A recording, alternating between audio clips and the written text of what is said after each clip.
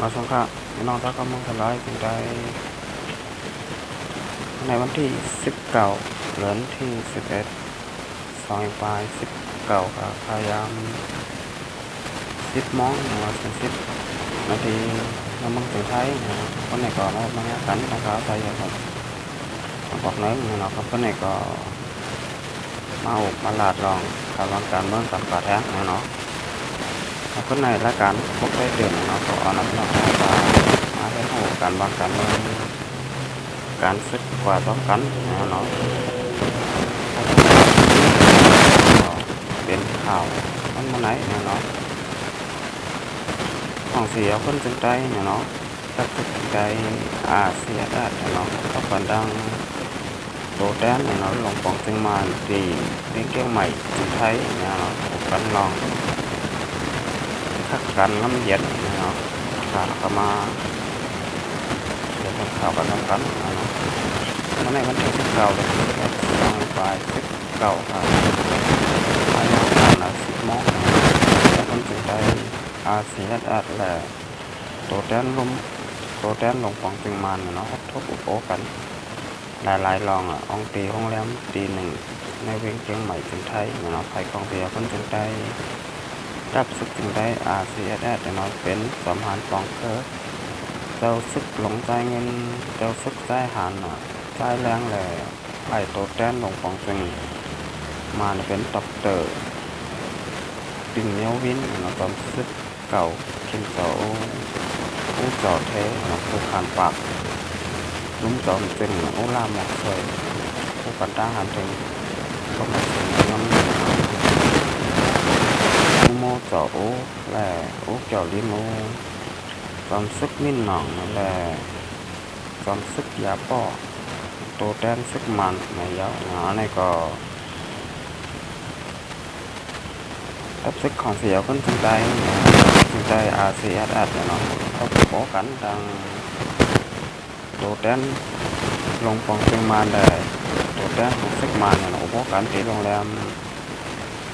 ตีนักเวียงเชียงใหม่จึงไทยตอนเมื่อไหร่เนาะพยายาม10 โมงกันกันลายลองลายเมลเนาะอันนี้ก็เปลี่ยนความบังเล็กๆเนาะอัน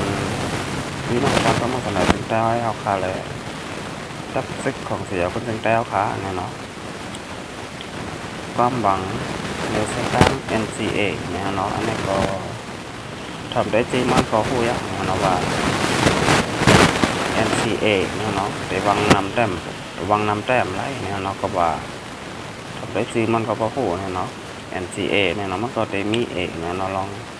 ความบังในอำเภอเลยบังเตะบังวานเนาะมันหนังเมื่อก่อนป้นมาข้าวตัง70 ปีปลายนั้นเนาะอันนั้นก็ข้าวขาเลยบังเนาะลิกคุบไม้ปางหลงเนาะนี่ก็ปลาซ้อมอ่องซานกว่ายาวเนาะลิกคุบไม้ปางหลงนั้นเนี่ยเปลี่ยนใบเจ้าหือเนาะเลยซุ้มยิบกองกลางเจ้าคือ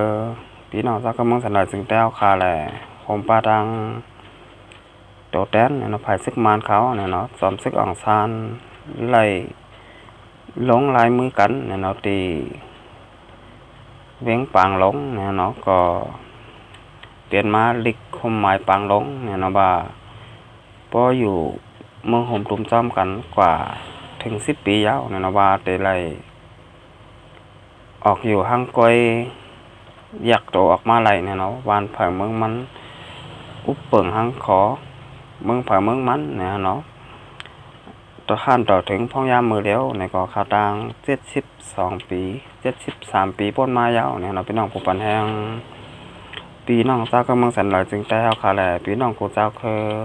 ตีไว้ในเมืองสันหลายจึงได้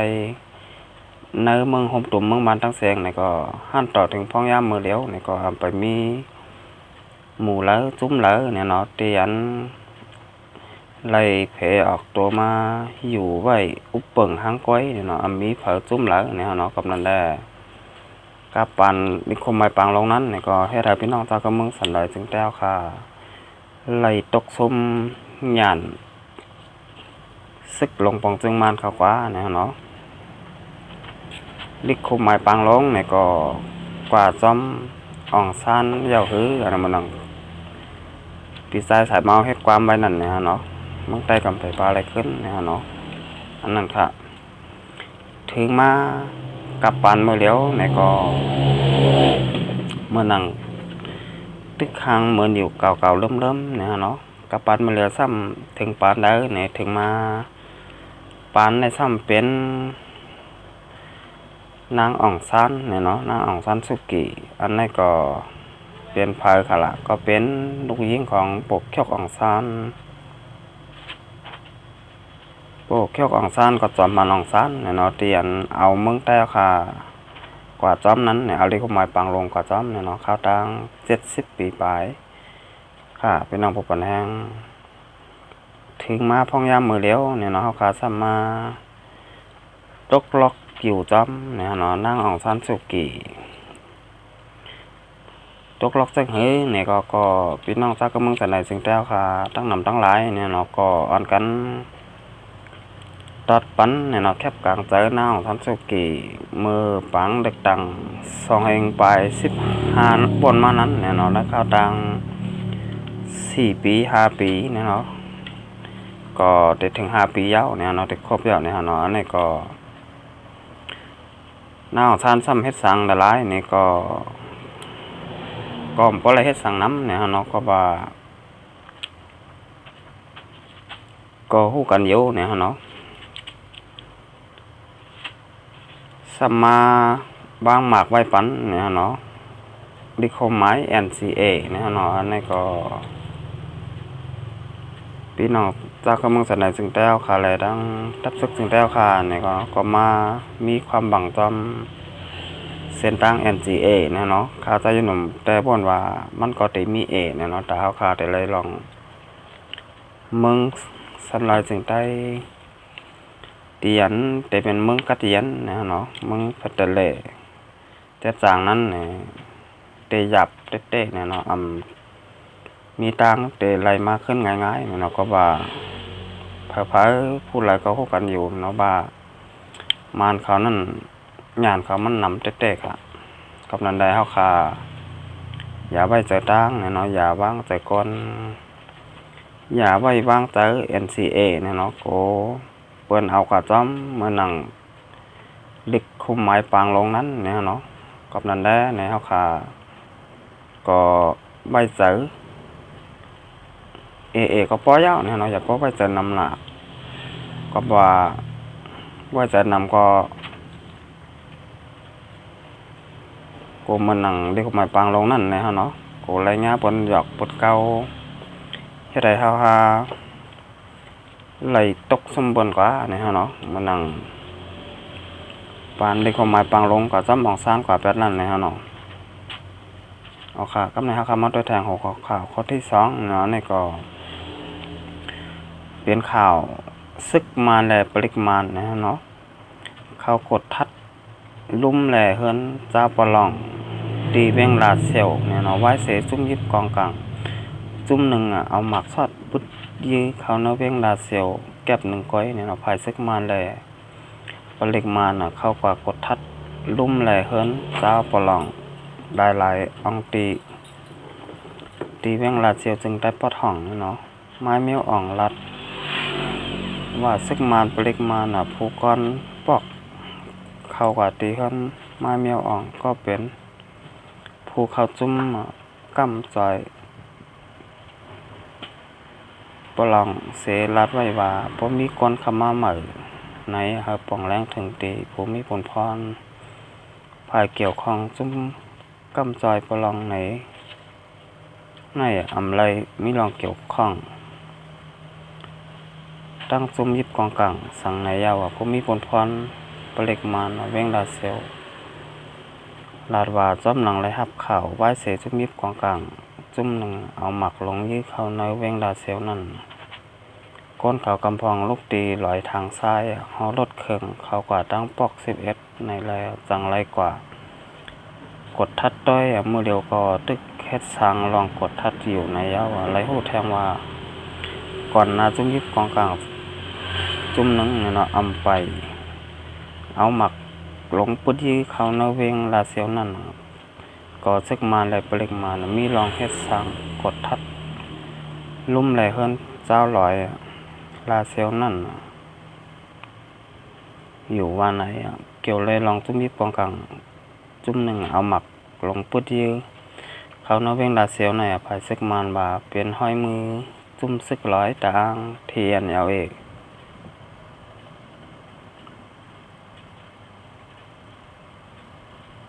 และตั้งภายเทียนเอาเอกแต่สารคัดเจอห้อยมือจุ่มซึกเขาในอยู่ยาวเนี่ยเนาะนี่ก็ข่าวซึกร้อยตั้งเทียนเอาและตั้งซึกมานเนี่ยเนาะก็ซึกมานก็มับเนว่าเป็นห้อยมือเนี่ยเนาะจุ่มซึกร้อยเทียนเอาเอกเขาเนี่ยเนาะเตียนเอาหมักลงในยื้อเขาในวานตีนเวงลาเซียวเนี่ยเรามาป่นมาวัน2 วันนั่นค่ะเป็นน้องผู้ปันแห้งกล้วยกาผ่ายซึกเทียนเอาเอเขาก็สารคัดว่าเจอห้อยมือเขาเนี่ยเนาะอันนี้ก็ได้เป็นหมู่แล้วจุ่มแล้วอันนั้นก็ล่ามขาดได้เนี่ยก็ว่าเขาคาหูแน่นอนเนี่ยเนาะว่ามันเป็นห้อยมือหมู่แล้วจุ่มแล้วเนี่ยเนาะว่าเสซุ่มยิบกองกลางเนาะเอาหมักปุ้ยเขาเนาเวงลาเซียวยาวเนาะเปลิกมาและซึกมันก็เข้ากับซอกขาจอมลุ่มเนี่ยเนาะจอมลุ่มแหละจอมเฮิรนเจ้าปลองเนี่ยเนาะตีอยู่ไว้ตีเนาเวงลาเซียวนะครับเป็นน้องผลแห้งกล้วยกาก็เข้ากับหาซึกเทียนเอาเองเนาะกล้วยกาว่าหัวแบบเนี้ยเสร็จแล้วเนี่ยก็ซึกมันเขาก็จ้างให้ถือเนี่ยเนาะก็ว่าพบเนี้ยกับนั่นแหละจุ่มมันที่ยื้อหมักเนี่ยเนาะเขาก็ที่นเวงลาเซียวเนี่ยที่เป็นจุ่มหลายอันบ้านนั่นก็ซึกมันเขาตึกคัดเจอจับซอกดาวหาอยู่เนี่ยเนาะไปหูแน่นอนว่าเป็นหมู่เหลือจุ่มเหลือเนี่ยเนาะเอาค่ะผมจุ่มหนึ่งก็เป็นจุ่มหนึ่งเนี่ยเนาะครับบนมาแต่ก็มีผักอะที่เป็นผักตึกกันก็มีอยู่ซึกร้อยทางเทียนแนวเลยตั้งซึกมันเนี่ยเนาะพอซึกมันปล่อยก็ซึกร้อยทางนั่นนะจะเป็นคนปล่อยเนี่ยเนาะ2 จุ่มในก้อยเนี่ยเนาะมีเผยพวกเราที่เป็นผักตึกกันอยู่ก็มี2 จุ่มก้อยเนี่ยเนาะเอาค่ะ10 เซนเนี่ยเขามาด้วยทางข่าวข้อที่3เนาะนี่ก็เดี๋ยวเลยว่าเป็นข่าวลีเนี่ยเนาะแต่ตับซึกมานเขาเนี่ยเนาะซ้ำเป็นข่าวให้ตาตับซึกเจ้าคือเนี่ยเนาะที่อยู่ในเมืองสันในจึงได้ยาวเนี่ยก็ว่าพ้องย้ำหมดแล้วเดี๋ยวเลยหันว่าซึกมานเขามีนำกัดเนี่ยเนาะเฮ็ดครึ่งกองกลางออกไหลหั่งก้อยยาวเนี่ยเนาะเขาก็เฮ็ดเครื่องกองกลาง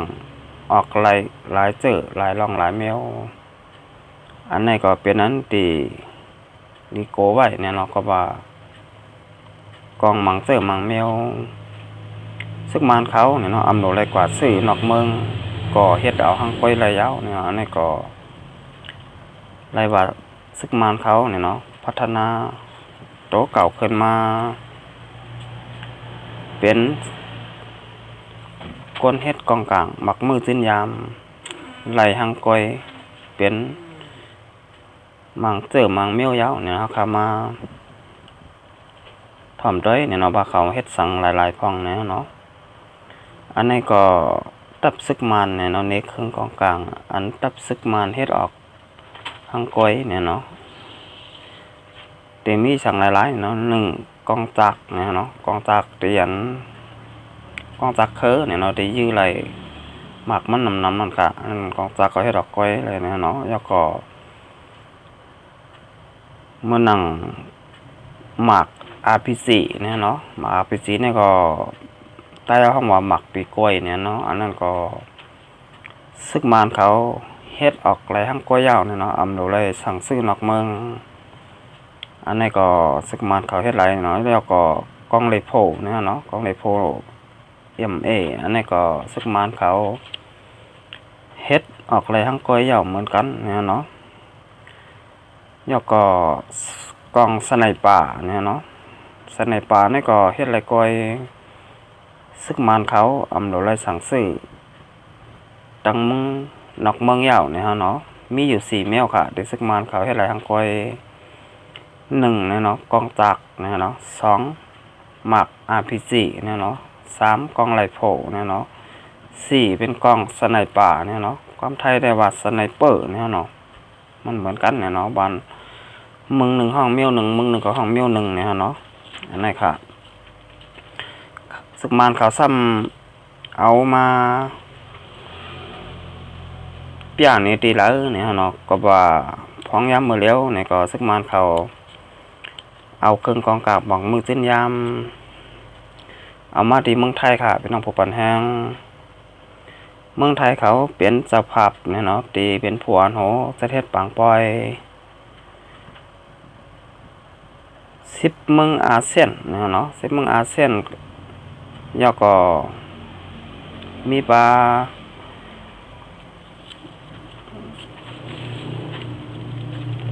จุ่มตีมหาอำนาจเขาเนี่ยเนาะเมื่อนังสหรัฐอเมริกันเนี่ยเนาะแล้วก็รัสเซียกี่ความไทยห้องว่ารัสเซียเนี่ยเนาะแล้วก็อินเดียเนี่ยเนาะความไทยเดี๋ยวว่าอินเดียเนี่ยเนาะแล้วก็เมืองเคเนี่ยเนาะแล้วก็เมืองญี่ปุ่นเนี่ยเนาะเตียนมาเขาจำปางเนกเครื่องกองกลางหมักมือจิ้นยามตีน้ำเมืองจึงไทยค่ะเป็นน้องผู้ปันแห้งอันนี้ก็เขาเดมีตา4วันเนี่ยเนาะเริ่มตั้งแต่วันที่18ถึงวันที่21เนี่ยเนาะอันนี้ก็เป็นปางปอยหนีนำกัดตั้งแขนตับซึกแหล่เครื่องกองกลางหมักมือจิ้นยามว่าบ้านไหนเมืองไหนมีนำกัดตั้งแขนรองสังเฮ็ดหมักมือจิ้นยามออกหลายเจอหลายแมวหลายหลองนะเนาะมันหนังซึกมานก็มันหนังข้าวใจยันรัดก่อนนั้นในเฮ็ดหลาย4แมวค่ะเป็นน้องผู้ปันแห้ง1กองจักนะเนาะ2เครื่องหลง RPG นะเนาะปีก้อยนะเนาะ3ก็เป็นกองเลโผเนี่ยเนาะ4ก็เป็นสไนป่าเนี่ยเนาะเรียกความไทยห้องว่าสไนเปอร์เนี่ยเนาะซึกมานเขาเฮ็ดหลาย4แมวยาวค่ะอำนวยเลยกว่าซื้อสั่งดังนอกเมืองก็เฮ็ดเอาห้างก้อยเนี่ยนี่ก็เดเลยว่าเป็นขาวหายเนี่ยเนาะสำหรับเจ้าคือน้ำเมืองสำหรับถึงเจ้าค่ะกูเจ้าคือเต้ๆเนาะก็บาซึกมานเขายืดเต็มตีค่ะหมักมือสิ้นยามเขาเฮ็ดเอาห้างก้อยอำโลอาหนาเนี่ยเนาะอำโลผมมันเสียงมันหมดค่ะก็บอกเขาเฮ็ดเอาห้างก้อยอันนี้ก็เปลี่ยนนั้น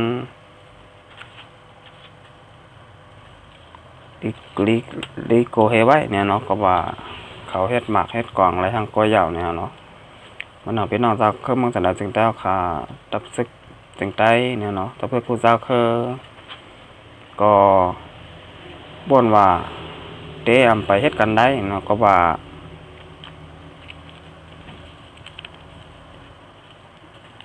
กับนั้นเนี่ยเนาะแต่ไรว่าเป็นข่าวลีของซึกมานเขาเนี่ยเนาะถ้าเป็นข่าวให้ตอนตาซึกเจ้าคือกูเจ้าคือเนี่ยเนาะอันนี้ก็ให้ฝากไว้เนี่ยเนาะเอาค่ะคำขึ้นในรายการพวกได้ตื่นเนี่ยก็แต่ย้อนดูไว้ก่อนเนี่ยเนาะต้องไปมาหบมางานกันแทงวันหน้ามาส่งครับ